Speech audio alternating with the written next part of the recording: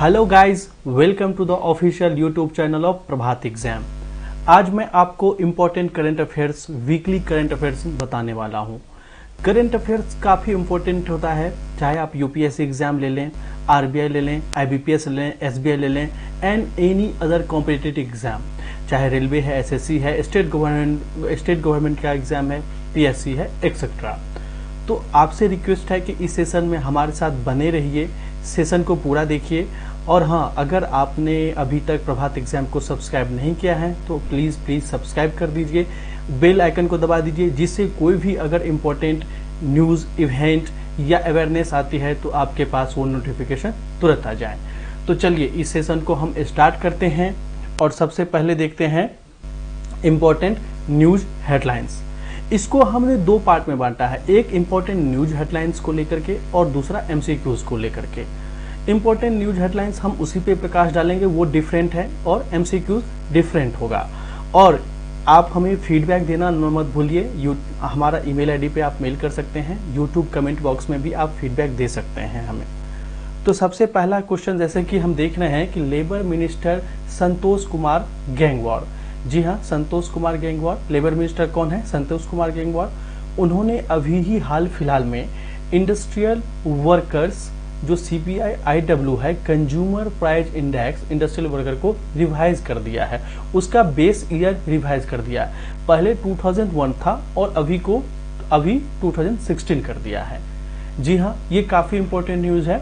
दूसरा न्यूज जैसे आप देख रहे हैं कि India successfully carried out the final trial of the DRDO developed Nag anti-tank guided missile,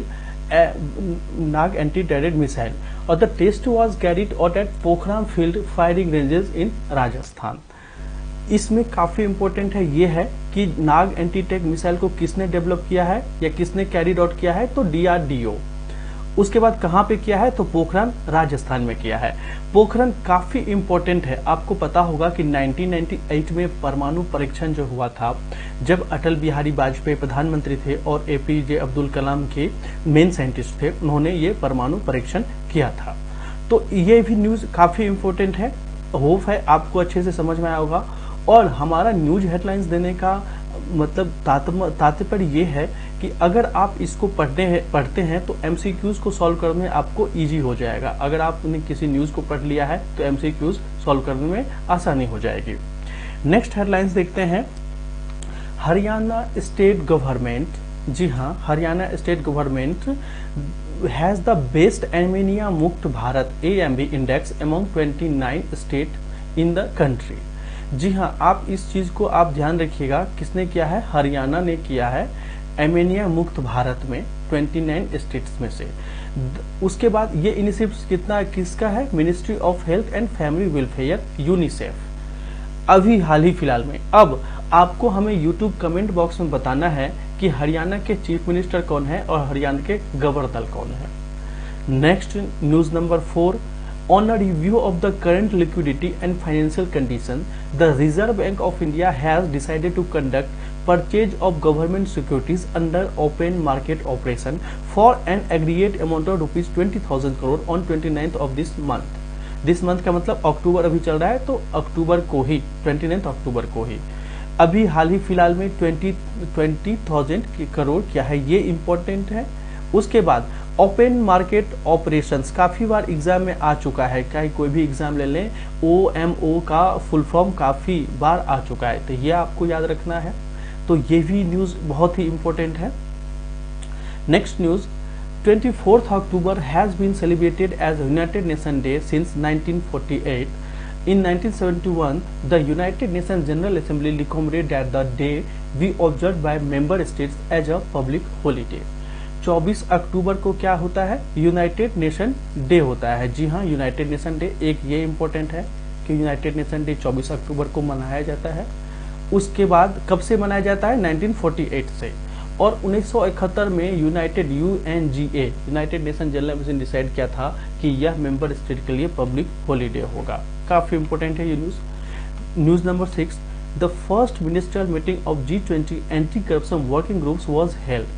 Saudi Arabia becomes the first country to host the meeting। G20 anti corruption working group है एक, उसमें Saudi Arabia पहली country बनी है जिसने इसको host करा है। और ये क्या है, ये इस्टेब्लिश कब हुआ था, जून 2010 में टोरंटो समिट 2000 G20 जो समिट हुए थे टोरंटो में, उसके बाद हुआ था। आप हमें इसमें यूट्यूब कमेंट बॉक्स में आप हमें ये बताइए कि सऊदी अरेबिया का करेंसी क्या है, ये आपको बताना है। और टोरंटो एक सिटी है, वह किस कंट्री में आता है। अगर आप एग्जाम का प्रिपरेशन कर रहे हैं तो आपको पता होगा कि करंट अफेयर्स या जनरल अवेयरनेस हमेशा स्टैटिक पार्ट में होता है, बैंकिंग या फाइनेंशियल पार्ट होता है और करंट अफेयर्स होता है। तो स्टैटिक पार्ट यहीं से आते हैं। जैसे हमने न्यूज पढ़ा सऊदी अरब के बारे में, तो हमें सऊदी अरबिया के प्राइम मिनिस्टर या किंग के बारे में पता होना चाहिए, सऊदी अरबिया की कैपिटल सिटी, करेंसी के बारे में पता होना चाहिए। नेक्स्ट स्लाइड देखते हैं और उसमें है इंपॉर्टेंट न्यूज हेडलाइंस को। News 7, prime minister Narendra Modi virtual launch 3 की project in Gujarat on 24 October 2020। Mr. Modi inaugurated India's biggest cardiac hospital, UN Mehta Institute of Cardiology and Research Center at Civil Hospital Campus in Ahmedabad. ये exam में आ सकता है कि UN Mehta जो institute है वह किस शहर में अभी हाल ही फिलहाल में आया है। तो क्या होगा इसका answer, Ahmedabad. He also launched Kisan Sarvodaya Yojana to provide electricity during daytime to farmers of Gir Soमनाथ, पाटन, दाहोद डिस्ट्रिक्ट। जी हाँ, ये सारे डिस्ट्रिक्ट गुजरात में हैं। Prime minister also launch the Gir hill ropeway project in Junagadh. उन्होंने गिर हिल रोपवे प्रोजेक्ट का क्या है, जूनागढ़ में उन्होंने लॉन्च किया है।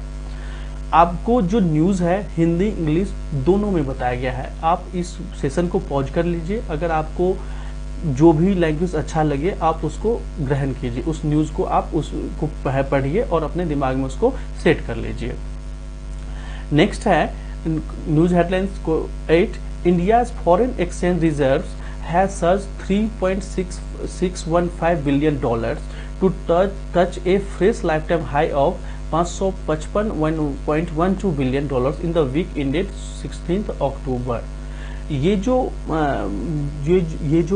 फॉरेन एक्सचेंज है, फॉरेन रिजर्व है, ये रिजर्व बैंक के पास रहता है। आपको पता होगा आरबीआई इसको रखती है, आरबीआई इसको मॉनिटरेट करती है और आरबीआई ही इसको डेटा रिलीज करती है।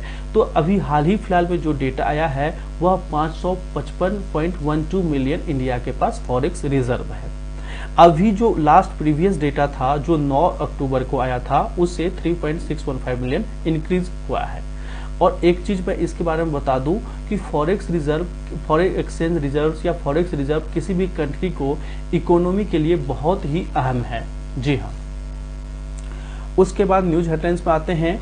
न्यूज नंबर 9, आफ्टर 35 ईयर्स, जी हाँ 35 साल के बाद, after 35 years India assumed the chairmanship of the governing body of ILO। ILO पता होगा इंटरनेशनल लेबर ऑर्गेनाइजेशन, जिसका हेडक्वार्टर रोम इटली में अवस्थित है।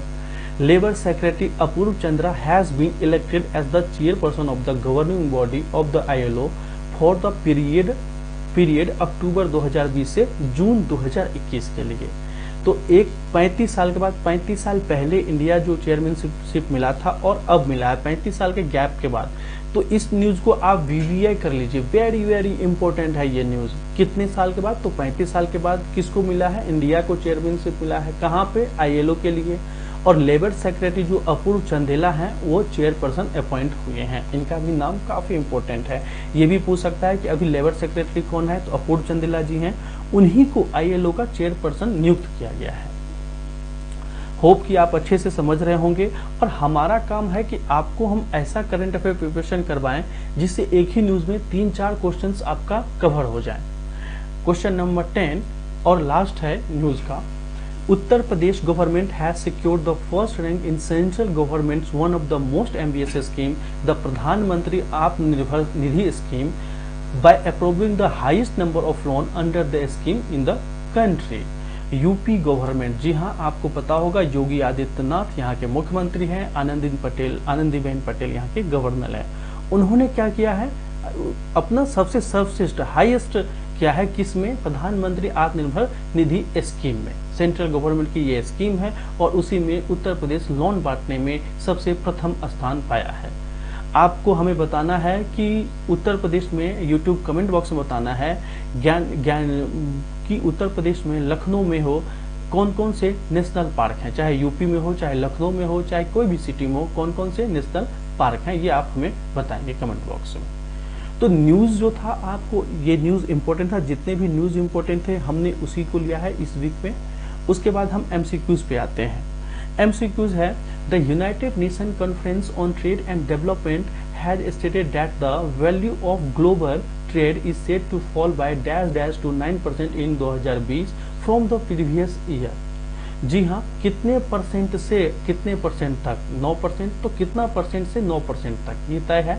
UNCTAD, United Nation Conference on Trade and development, United nation की एक एजेंसी है जिनका क्या नाम है, अंकटाट। उन्होंने हाल ही फिलहाल में एक डेटा रिलीज किया है। इस डेटा में आपको बताना है कि 9% से कितने परसेंट तक। तो इसका आंसर देखते हैं क्या होगा। इसका आंसर होगा 7%। जी हाँ, इसका आंसर क्या होगा, 7%। जी हाँ, 7% से 9% तक इन्होंने बोला है कि ये गिर सकता है, फॉल हो सकता है। अब हमें कमेंट बॉक्स में अंकटाट के बारे में आपको बताना है कि अंकटाट का हेडक्वार्टर कहाँ पे है। क्वेश्चन नंबर 2 काफी इंपॉर्टेंट है, यूपीएससी प्रीलिम्स ले लीजिए, आरबीआई ग्रेड भी लीजिए, इसी तरह के क्वेश्चन आते हैं स्टेटमेंट बेस्ड वाले। क्या है question, the first ministerial meeting of G20 anti corruption working group was held recently, which among the following statement is are true about it. अभी हाल ही फिलहाल में G20 एंटी करप्शन ब्यूरो का मीटिंग हुआ था, उसके बारे में हम पूछ रहे हैं कि अभी कौन कौन से स्टेटमेंट सही है। इसके बारे में आपको हमने न्यूज में भी यही क्वेश्चंस बताया था। पहला है, Saudi Arabia become the first country to host the meeting. दूसरा, the anti corruption working group of G20 was established in June 2000 at the Toronto Summit G20. The anti corruption working group works with OECD, World Bank, UNODC, FATF and IMF. उसके बाद चौथा, the main objective of the group is to make suggestions on boosting international efforts to comfort corruption. तो हम जब सारा statement हम पढ़ लेते हैं तो हमारे पास जैसे हमें पता चला कि सऊदी अरबिया, हमने इसको न्यूज हेडलाइंस में भी देखा था, काफ़ी इंपॉर्टेंट है, इसलिए हमने इसको एमसीक्यूज में भी लिया है और न्यूज हेडलाइंस में भी लिया है। उसके बाद ये भी सही था, हमने अभी पढ़ा है न्यूज़ में, जून 2010 में टोरंटो समिट के दौरान इसकी घोषणा हुई थी। उसके बाद ये भी सही है, OECD और world bank, United nation, FATF, financial task force काफ़ी इंपॉर्टेंट है। पाकिस्तान को फरवरी 2021 तक, आप सब जानते होंगे अगर करंट अफेयर से रूबरू हैं, कि फरवरी 2021 तक अल्टीमेटम दे दिया है FATF ने। उसके बाद the main objective group is make suggestion boosting international effort to comfort corruption. जब कभी भी कोई भी ग्रुप करप्शन का ही है तो करप्शन पे ही काम करेगा। तो इसका आंसर क्या हो जाएगा, जैसे हम नेक्स्ट स्लाइड में देखते हैं, all of the above are true. जी हाँ, सारे के सारे ये सही है। याद रखिए, आप जब भी करंट अफेयर पढ़ते हो तो करंट अफेयर क्वेश्चन एक होता है, बट आप कंसेप्ट उसमें 3 से 4 होते हैं, 3 से 4 कवर हम कर सकते हैं उसको, न्यूज को। Next question, which among the following country has imposed sanctions on the Iranian ambassador to Iraq. ये काफी फेमस है, हाल फिलहाल में आपने न्यूज में भी बहुत आया है।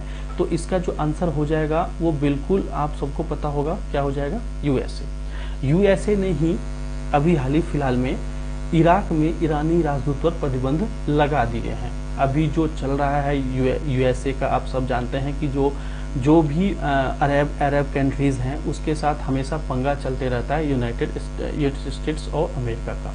तो इसलिए यूनाइटेड स्टेट्स ऑफ अमेरिका ने ईरानी राजदूत पर इराक में प्रतिबंध लगा दिए हैं।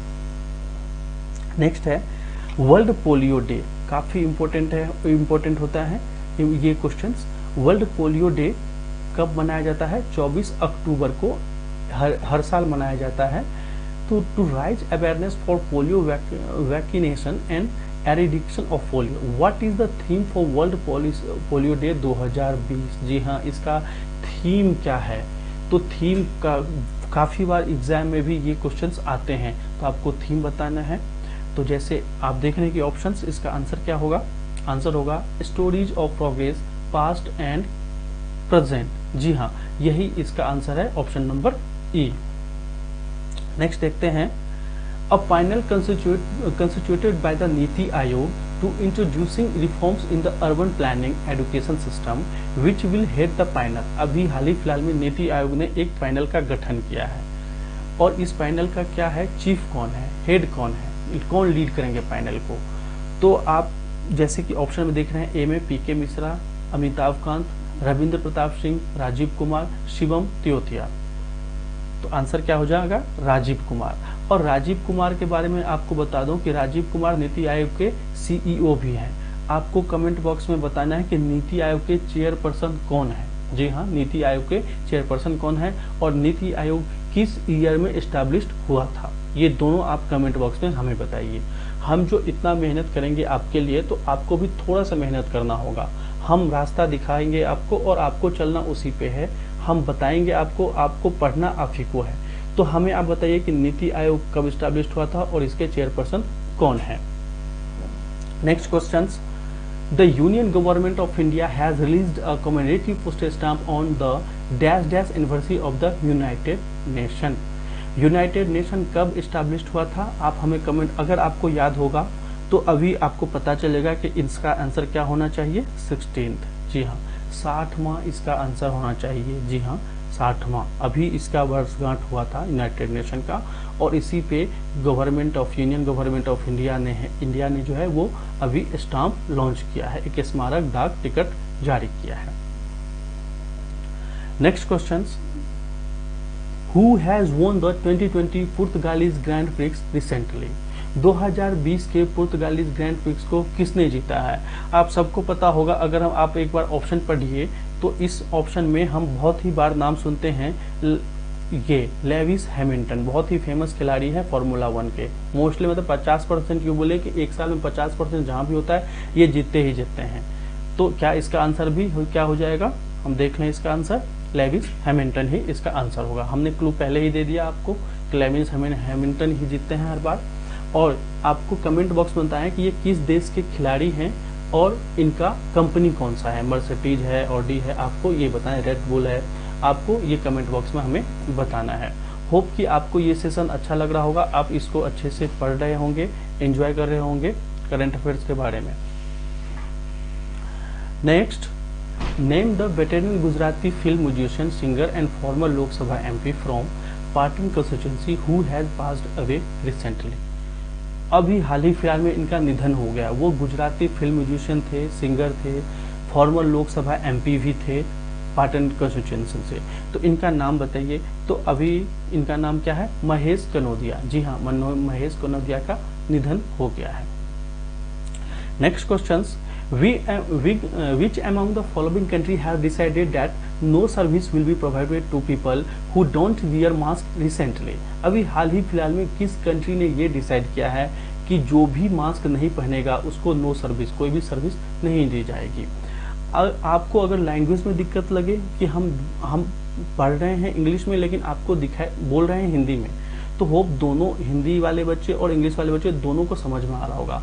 अगर आपको कहीं भी प्रॉब्लम है तो वीडियो को पॉज कर दीजिए, आप क्वेश्चंस को देख लीजिए, एक बार पढ़ लीजिए, समझ लीजिए।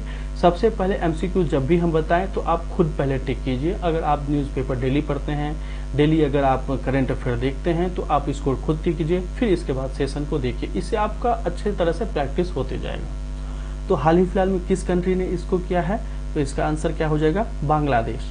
जी हाँ, बांग्लादेश ने क्या किया है, अभी में जो भी मास्क नहीं पहनेंगे वहां पे उनको नो सर्विस दी जाएगी। बांग्लादेश के कौन है, प्रधानमंत्री शेख हसीना। इनका करेंसी क्या है, टाका। कैपिटल कहाँ है, ढाका। आपको कमेंट बॉक्स में बताना है प्रेसिडेंट कौन है, बांग्लादेश के प्रेसिडेंट कौन है। प्रिपरेशन इसी तरह से होता है, किसी भी न्यूज को हम पढ़ते हैं तो उसी न्यूज से कम 4-5 क्वेश्चंस खुद ही माइंड में जब तक क्रिएट नहीं करेंगे तब तक प्रिपरेशन अच्छी तरह से नहीं चलने वाला है। नेक्स्ट क्वेश्चन और last question, which ministry has approved changes to land transfer rules that will allow the armed forces to receive infrastructure equivalent in value to the land under their control.